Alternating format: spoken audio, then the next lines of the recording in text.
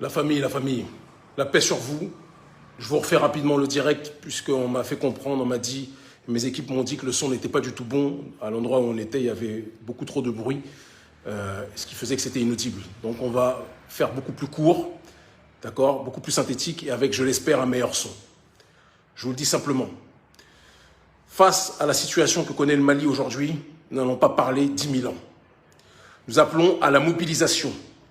Le 22 janvier, mobilisation internationale dans différents pays d'Afrique francophone, mais aussi au sein de la diaspora pour ceux qui le pourront, face aux ambassades du Mali. Apportons notre soutien aux autorités maliennes qui payent le prix non pas de la durée de leur mandat, mais qui payent le prix de leur volonté de changer de partenaire géopolitique. Le Mali a décidé de s'allier militairement à la Russie et de s'allier économiquement et scientifiquement et stratégiquement, géostratégiquement à l'Iran. Et ces partenaires sont des partenaires qui sont les pires adversaires de l'oligarchie d'Occident. Et pour cette seule et unique raison, la communauté économique des États d'Afrique de l'Ouest a décidé de sanctionner le Mali en disant que les coups d'État ne sont pas acceptables. Et quand on sait que ça vient de Nana Akufo-Addo, qui est à la tête d'un pays qui a été plus que jamais consolidé par un homme qui a fait un coup d'État, en l'occurrence Jerry Rawlings, et qui n'a pas respecté les histoires de 5 ans, etc. Il a mis sur pied, il a remis sur pied le pays qui était parti en délabrement, il l'a consolidé et il a fait du Ghana la puissance africaine qu'elle est. Mais ça, Nana Akufo-Addo l'oublie. Tout comme Nana Akufo-Addo oublie, lui qui pourtant a des sorties de temps en temps panafricanistes, mais qui a une politique, comme nous le disons depuis un certain nombre d'années, ultralibérale, d'accord, hystériquement libérale. Nana Akufo-Addo oublie aussi que Muammar al-Kadhafi n'a pas eu besoin d'attendre 5 ans, d'accord, ou de se limiter à 5 ans, pour être plus précis, pour faire en sorte que la Libye soit un grand pays. Il existe des périodes de l'histoire où nous n'avons pas à être dans les histoires de démocratie à l'occidentale. Ce qui compte, c'est la jonction des forces entre la souveraineté africaine issue de la société civile et une volonté patriotique issue de la dynamique des militaires. Et quand ces deux forces s'allient, on va dans une direction d'élévation. Alors nous le disons de manière simple et concrète, il y aura une mobilisation ce vendredi à Bamako, d'accord. Les Maliens sortent dans la rue à l'appel du mouvement Yerewolo et nous appelons au soutien de ces derniers.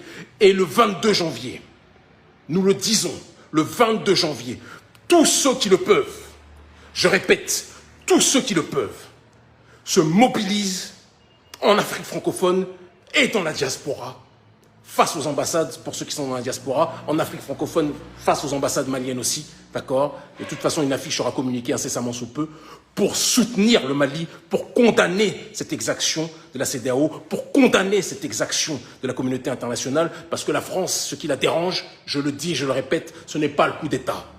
Quand ça se passe au Tchad et qu'il n'y a pas d'élection, ça ne dérange pas la France. Quand il y a une violation ou un coup d'État constitutionnel comme celui d'Alassane Dramane Ouattara, ça ne dérange pas la France. Ce qui dérange la France, ce n'est pas le coup d'État d'Assimi Goïta. Ce qui dérange la France, c'est qu'aujourd'hui le Mali veuille chercher d'autres partenaires. Il y a un moment donné, quand on dit séparation, ça veut dire qu'on ne veut plus vous voir. Quand on dit séparation, ça veut dire qu'on ne veut plus discuter avec vous. Quand on dit séparation, ça veut dire qu'on ne veut plus de vous.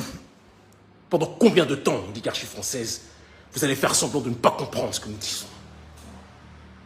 Pendant combien de temps vous allez faire croire que c'est la démocratie, que c'est la protection du Mali qui vous intéresse, alors que vous n'avez jamais été intéressé par la souveraineté de ce pays?